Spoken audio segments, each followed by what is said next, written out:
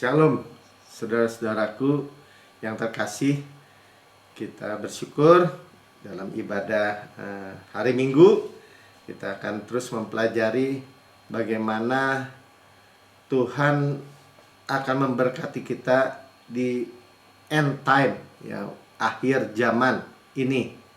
Dan bagaimana kita hidup dengan postur bukan memandang kepada kematian atau penghukuman di belakang, tetapi kepada kasih karunia dan kehidupan yang luar biasa yang Tuhan sediakan.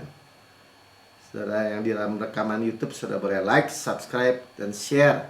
Yang belum subscribe, bunyikan lonceng untuk menjadi peringatan khotbah-khotbah atau pelajaran yang berikutnya buat saudara.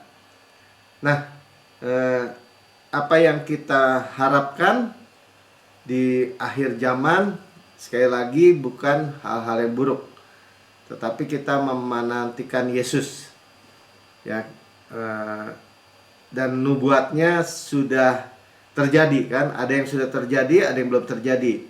Tapi kita mau lihat, baca dulu mulai dari Matius 24 ayat 5 sampai 8 dengan cepat, ya.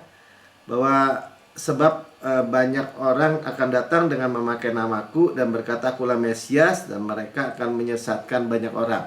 Jadi di akhir zaman, end time, zaman akhir ini, banyak orang yang memakai nama Yesus dan menyesatkan. Berarti ada false doctrine. Ya, kalau saudara mengikuti khotbah-khotbah yang lalu, ya, tentang 4 roh yang datang dari 4 penjuru mata angin, ya, yang pertama ada false doctrine, ya, doktrin yang salah. Bagaimana bukan berfokus kepada Yesus, tetapi kepada diri, yaitu seperti dikatakan, ya, orang datang memakai nama Yesus, ya, bukan Yesus, tetapi, ya. 6, kamu akan mendengar deru perang dan kabar-kabar tentang perang. Jadi kita hari-hari ini tahu, ya, sedang peperangan Rusia dengan Ukraina, dan menjadi peperangan deru-deru perang yang terus secara mungkin secara saling mengancam, ya, di seluruh dunia terjadi. Dan berawas-awas jangan kamu gelisah. Jadi nasihatnya buat kita nggak perlu gelisah. Sama-sama katakan, saya nggak perlu gelisah. You are not troubled, ya, troubled, ya. Jadi kita nggak usah gelisah hati kita. Ya, karena kalau hati kita gelisah, pikiran kita khawatir, tubuh kita stres. Nah, kita udah belajar juga banyak hal tentang menjalani hidup berserah. Ya, tidak perlu khawatir, tidak perlu stres, tidak perlu gelisah hatinya. Jadi Tuhan juga menasihatkan begitu, walaupun dalam keadaan perang, ya, sebab semua itu harus terjadi sebelum kesudahannya. Jadi sudah dinubuatkan akan terjadi dan sekarang sedang, ya. Jadi sekarang sedang terjadi. Ayat 7, sebab bangsa bangkit melawan bangsa, tuh kan? Jadi bangsa-bangsa saling ribut, ya, dan kerajaan melawan kerajaan. Akan ada kelaparan. Nah, hari-hari ini sedang, kalau kelaparan bicara apa? Ya, famine itu bicara tentang krisis, ya, krisis ekonomi, krisis finansial, bangsa negara-negara yang bangkrut. Nah, itu kelaparan.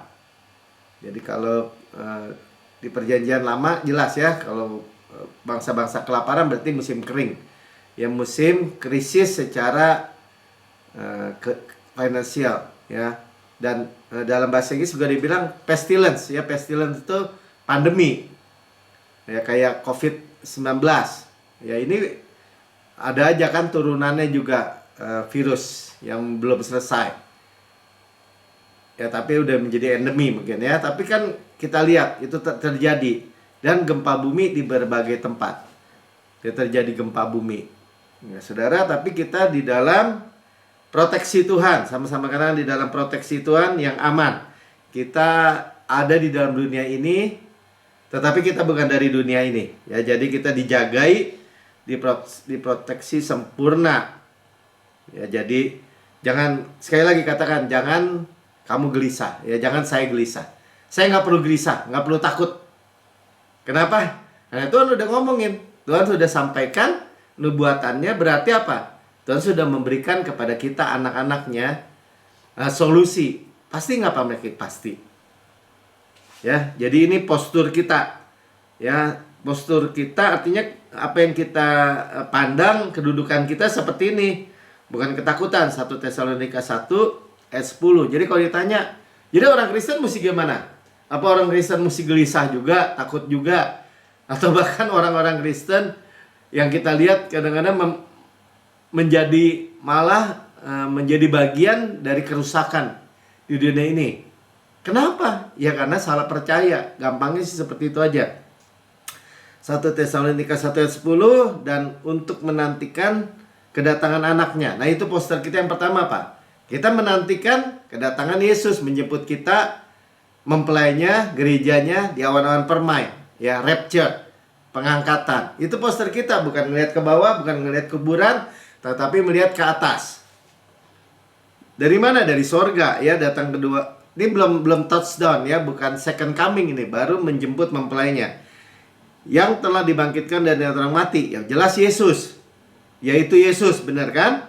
Yang menyelamatkan kita dari murka yang akan datang. Jadi kita nggak mengharapkan juga di depan, wah, bisa masuk masa kesusahan besar, tribulasi. Enggak, ayat ini jelas mengatakan bahwa kita itu diangkat sebelum terjadinya masa kesusahan besar, di mana Roh Kudus diangkat, yang menahan semua antikris itu diangkat. Ya, kita gerejanya dimeterai oleh Roh Kudus, ya ikut. Sama-sama katakan ikut. Amin. Ya, jadi kita percaya kita diselamatkan dari murka yang akan datang, dari tribulasi. Ya, nanti akan saudara nggak perlu takut. Jadi kalau ada berita-berita kabar yang berbeda dengan kabar kebenaran, kabar baik ini, saudara buang aja.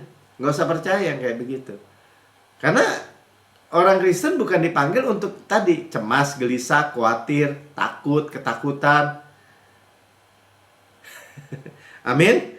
Ya. Titus 2 ayat 13.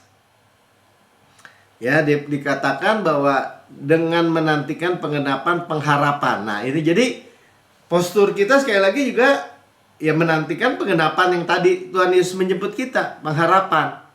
Blessed hope bahasa Inggrisnya, ya. Jadi pengharapan akan berkat. Sama-sama kata akan berkat. Jadi nggak ada pengharapan di tengah-tengah dunia sekarang, misalnya apa? Kelaparan, krisis ekonomi, krisis finansial, bangsa-bangsa terus orang berharap, ya kita juga pasti kena deh, usaha kita hancur. Saudara nggak perlu takut, saudara. Yang ada pada kita adalah hope, kepastian, pengharapan yang pasti. Ya, kita sering belajar, sering dengar, dan diulang-ulang bahwa pengharapan kekristenan, pengharapan Alkitab itu elpis, positive expectation of good. Yang apa yang kita harapkan itu hal-hal positif, pasti, certain, yang penuh bahagia tuh. Makanya blessed juga cuman penuh bahagia dalam bahasa Indonesia, bukan kedukaan. Dan pernyataan kemuliaan Allah yang maha besar dan juru selamat kita Yesus Kristus. Tuhan akan nyatakan, akan datang, maksudnya begitu. Yang ayat 14, yang telah menyerahkan dirinya bagi kita. Diulang lagi, Tuhan Yesus 2000 tahun telah menyerahkan dirinya buat kita, untuk membebaskan kita dari segala kejahatan. Kejahatan apapun tidak bisa mengenai kita. Yang percaya katakan amin. Ya bisa, Pak, itu orang Kristen kena gini, kena COVID, kena ini, kena kecelakaan, kena mati muda, kena penyakit yang mematikan, kena begini. Itu Tuhan izinkan. Salah sama sekali. Justru karena salah percaya seperti itulah orang-orang Kristen, bahkan ya yang sudah ditebus tadi dikatakan, malah menjadi kena masalah. Kena hidup yang gak kudus lagi kan, untuk menguduskan bagi dirinya suatu umat kepunyaannya sendiri. Ya, dia yang bebaskan, berarti kita yang dibebaskan. Dia yang menguduskan, berarti kita yang dikuduskan. Kita cuma bilang, Tuhan saya mau. Ya, dan dikatakan rajin berbuat baik, zealous of good works. Jadi karena Tuhan yang supply semua dari dalam keluar, ya, kita memiliki tadi blessed hope, tadi harapan yang berkat, ya, yang positif, yang baik, yang sukacita, yang banyak menjadi berkat. Bahkan tadi itu kan rajin berbuat baik bukan dari diri kita, saudara. Itulah yang Tuhan nubuatkan. Jadi kalau kita bicara dalam perjanjian lama, Tuhan sudah menubuatkan, dan Israel sebagai jam rohani kita, ya, rohani. Jadi kita bisa lihat Israel itu sebagai gambaran paralel gitu dengan gereja. Nah, kita bisa lihat contohnya misalnya di dalam Yesaya 66 ayat 8.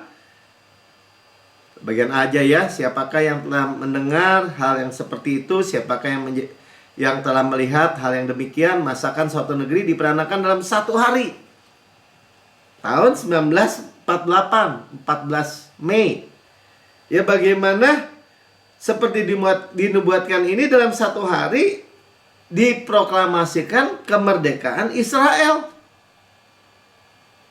Atau suatu bangsa dilahirkan dalam satu kali. Lahir gitu aja. Ya, jadi kalau kita bicara dengar penggenapan nubuatan-nubuatan yang digenapi, itu sudah terjadi. Jadi semua nubuatan di Alkitab itu digenapi, sama-sama katakan digenapi. Nanti kita lihat yang akan datang ya. Tapi kita lihat Israel sekali lagi sebagai contoh. Jadi 1948, 14 Mei menjadi hari kemerdekaan Israel. Israel lahir. Tapi Yerusalem belum diduduki. Masih Yerusalem diduduki bangsa-bangsa. Nubuatannya gimana?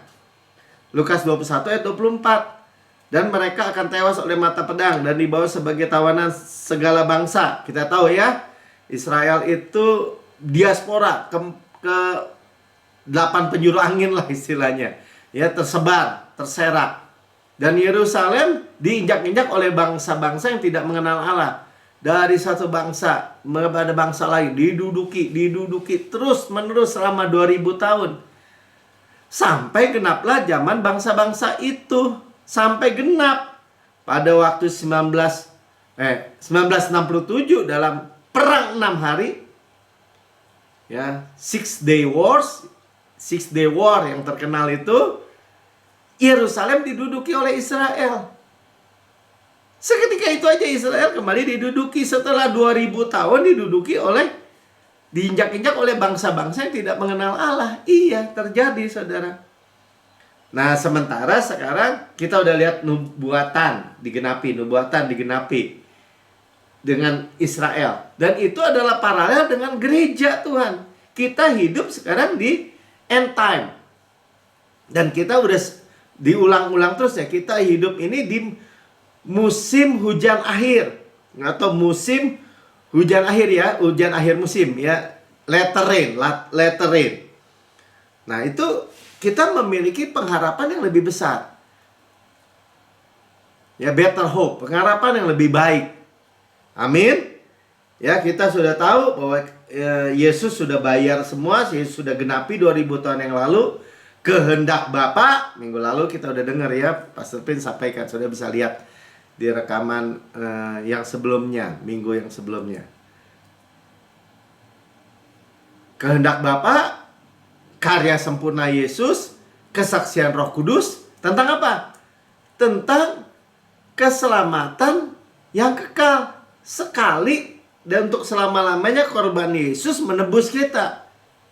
Sekali, efeknya untuk selama-lamanya. Karya sempurna, sehingga hasilnya sempurna. Kita tidak lagi dikejar-kejar dosa atau memiliki hati nurani yang jahat. Hati nurani yang menerima apa? Menerima penghukuman, menerima tuduhan. Itu hati nurani yang jahat. Jangan sampai saudara terkecoh. Wah, Roh Kudus itu menuduh-nuduh kita, conviction, mengingatkan kita dosa. Terus kita bilang, oh itu rohani. Salah saudara. Roh Kudus itu penghibur, memberi kesaksian tentang karya Yesus. Hati-hati saudara. Saya bacakan ya, mengulangi Ibrani 10 Jangan sampai juga tidak memiliki keyakinan tentang keselamatan yang kekal, yang pasti. Kita tuh udah ditebus di tangan Bapa, di tangan Yesus, dimeterai oleh Roh Kudus. Sekali dan untuk selama-lamanya, itu kehendak Bapa. Sebab oleh satu korban saja, tuh ayat 14. Satu korban saja, bukan korban binatang kaki 4 lagi. Kambing, domba, sapi, lembu, bukan. Satu korban saja. Iya, nah itu siapa ya? Yesus telah menyempurnakan untuk selama-lamanya.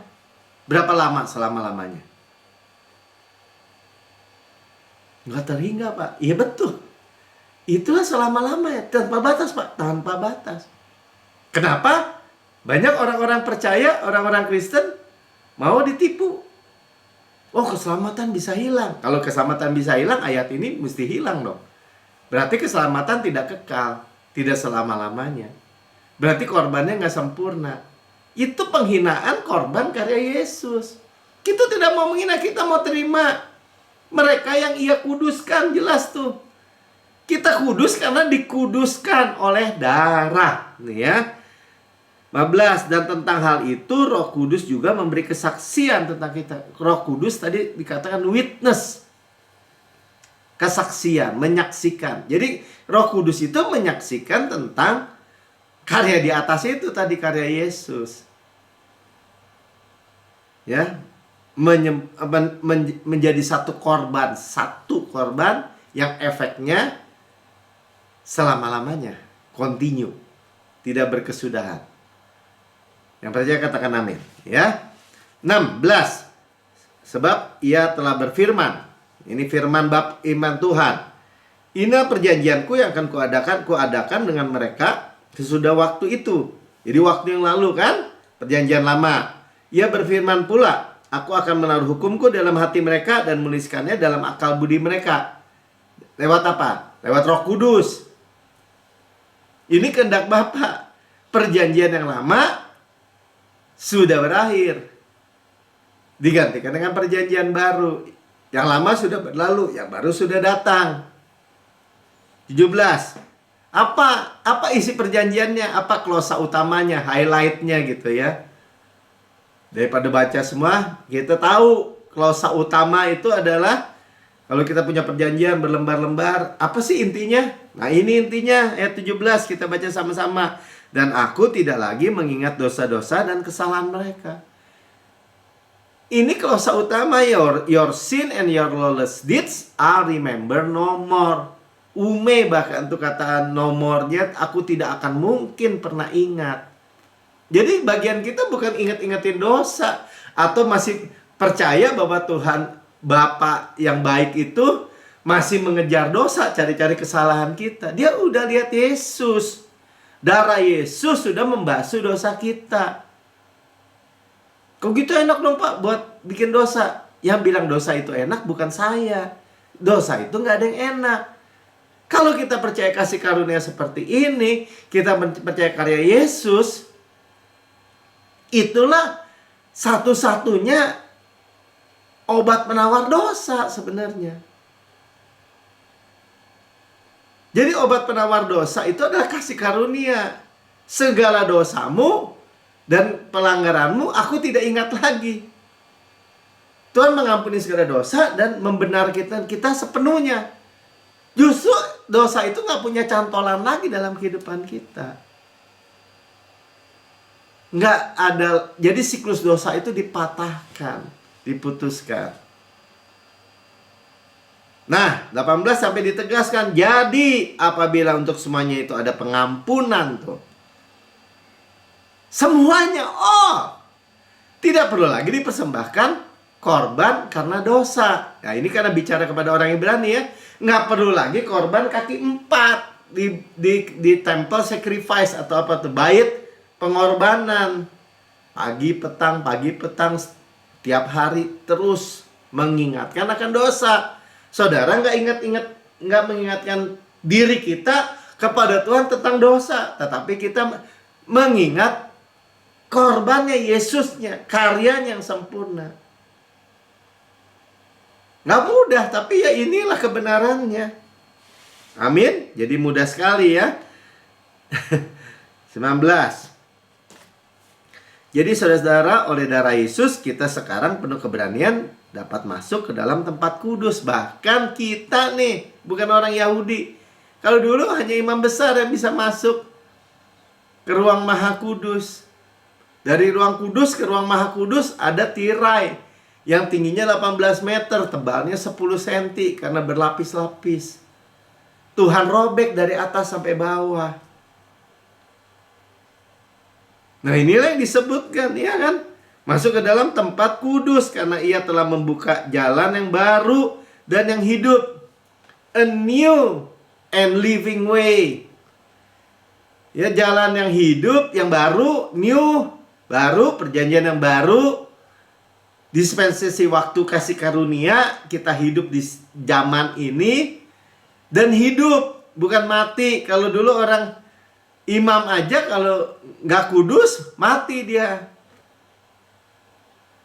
Bagi kita melalui tabir, yaitu dirinya sendiri. Jadi korban yang dirobek, dibelah itu menjadi jalan darah. Itu tabir bait Allah. Amin.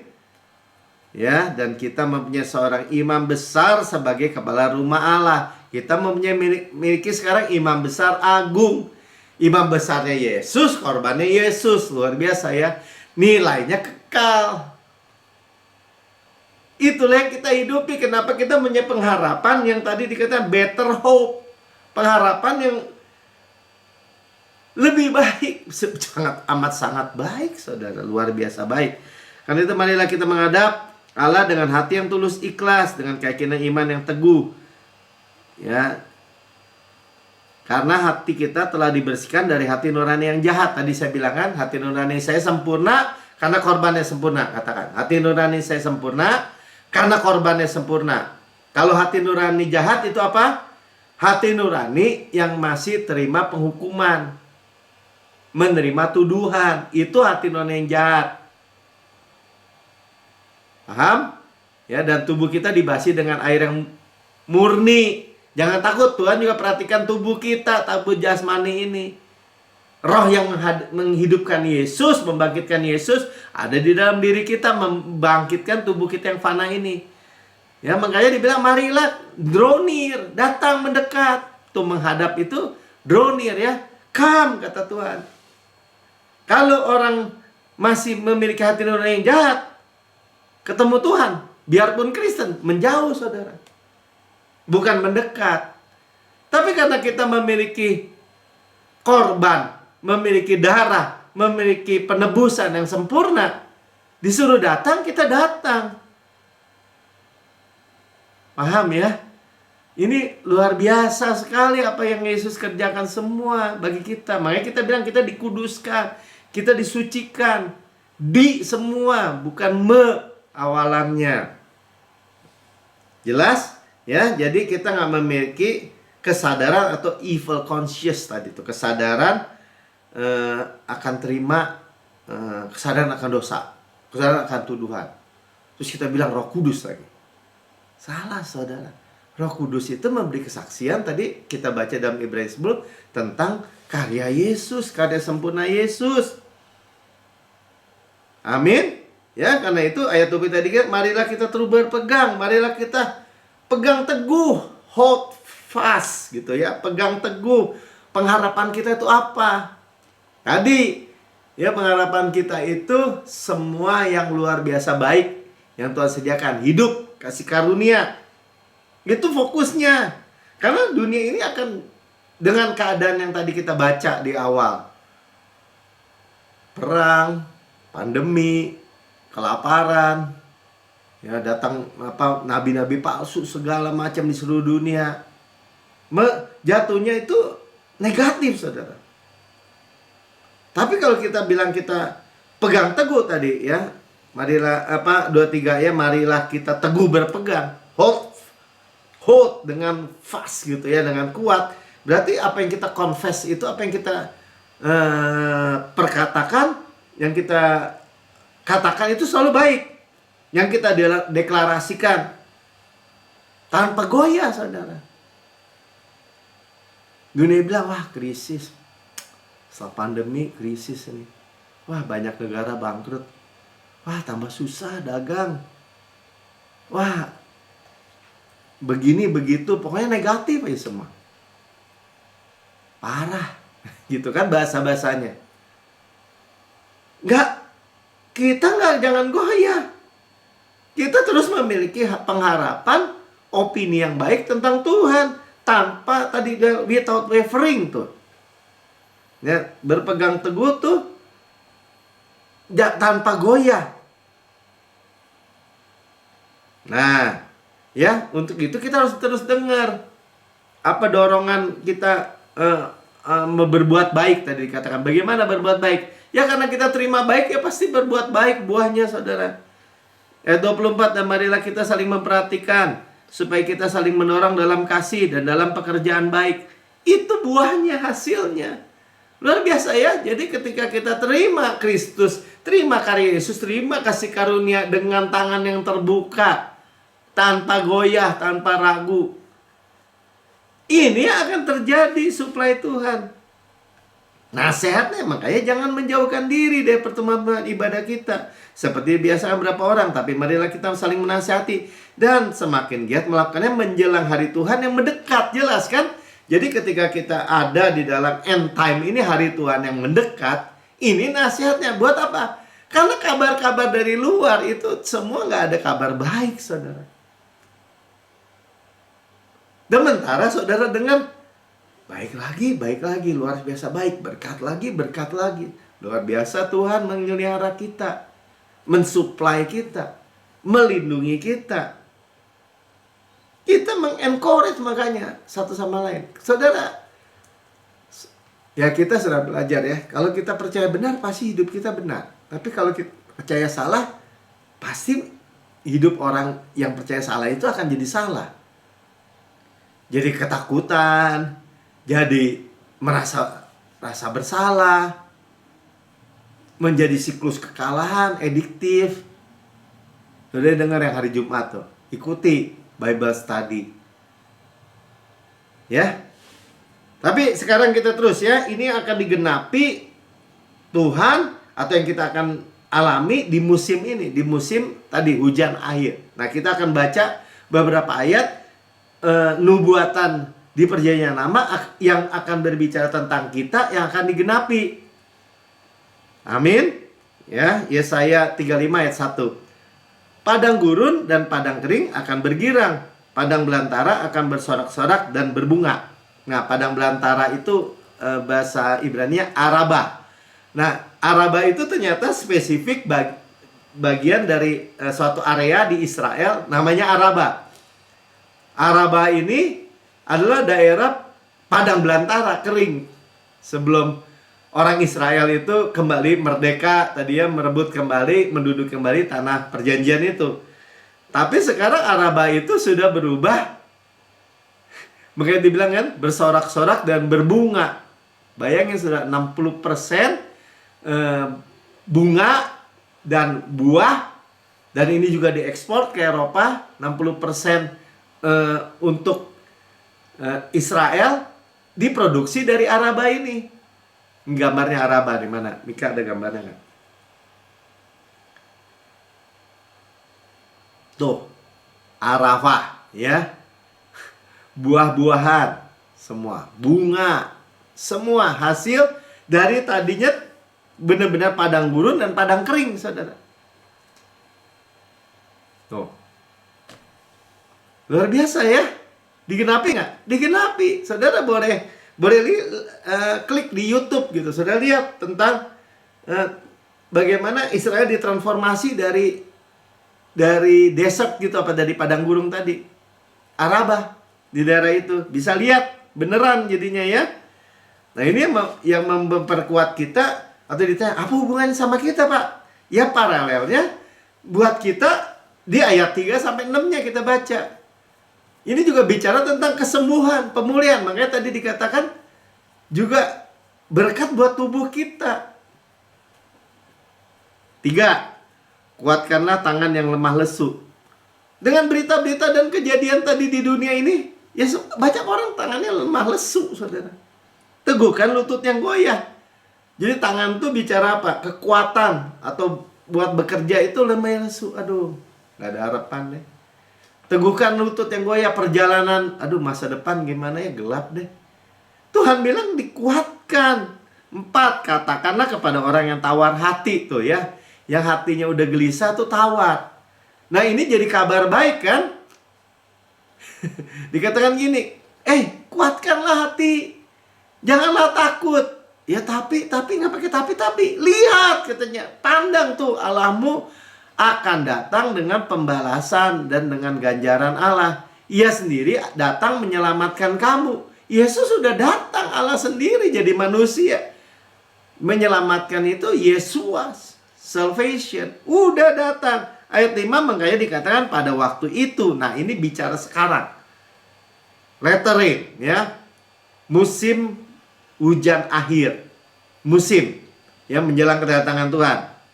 Baca sama-sama. Pada waktu itu mata orang-orang buta akan dicelikan. Yang percaya katakan amin. Saya katakan amin. Telinga orang tuli akan dibuka. Pada waktu itu orang lumpuh akan melompat seperti rusa. Luar biasa ya. Dan mulut orang bisu akan bersorak-sorai.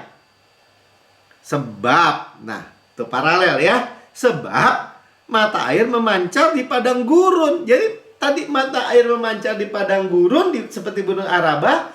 Korelasinya apa buat kita? Buta melihat, tuli mendengar, bisu berkata-kata, orang lumpuh melompat. Dan sungai di padang belantara. Luar biasa ya. Jadi kita bisa melihat Israel sebagai cerminan atau gambaran. Penggenapannya adalah hal-hal ini. Makanya kalau kita dirasa hati kita teguh, jangan takut. Karena keselamatan itu ada Yesus. Mujizat-mujizat itu akan digenapi. Mujizat ini menjelang kedatangan Yesus akan. Inilah artinya hari-hari ini. Yang percaya katakan amin. Sekarang waktunya. Akan segera nih, terus nih. Yang namanya healing revival ya. Kebangunan rohani kesembuhan. Yang percaya katakan amin. Ya, Malaki 4 ayat 2. Tetapi kamu yang takut akan namaku, ya kalau disebut takut akan namaku, itu artinya worship God, ya nama Tuhan, akan terbit surya kebenaran dengan kesembuhan pada sayapnya. Tidak tahu ya, kalau sayap Tuhan, sayap Raja Wali, sayap kasih karunia.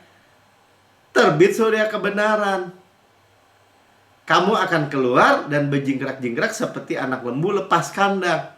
Kalau udah lihat ya, anak lembu lepas kandang berjingkrak-jingkrak, lompat-lompat itu bicara kesehatan, kekuatan, ya dimudahkan lagi. Evergreen seperti tadi padang gurun jadi ada sungai. Di padang belantara tadi di Araba ada mata air yang muncul. Luar biasa saudara. Digenapi. Hosea 6 ayat 2 dan 3. Waktunya kan, ini lihat waktunya. Iya, Tuhan ya akan menghidupkan kita sudah 2 hari. Sudah 2 hari Yesus bangkit. Sudah 2000 tahun yang lalu. Hari ketiga hari Minggu. Pada hari yang ketiga Ia akan membangkitkan kita. Nah, 1 hari Tuhan 1000 tahun. Sudah 2000 lewat. Kita sudah di tahun 2022. Hari yang ketiga. Luar biasa ya. Ia akan membangkitkan kita dan kita akan hidup di hadapannya. Hidup tidak mati, sama-sama katakan. Hidup yang berkualitas Yesus. Jadi kalau dikatakan, ayo jangan menjauhkan diri dari pertemuan ibadah. Datang mendekat, come. Dengar, hear. Ya, waktu kita dengar muncul iman, timbul terima. Jangan makin pintar akan kejahatan, saudara. Orang-orang Kristen banyak pintar akan kejahatan, tapi nggak tahu kebenaran. Sayang kan?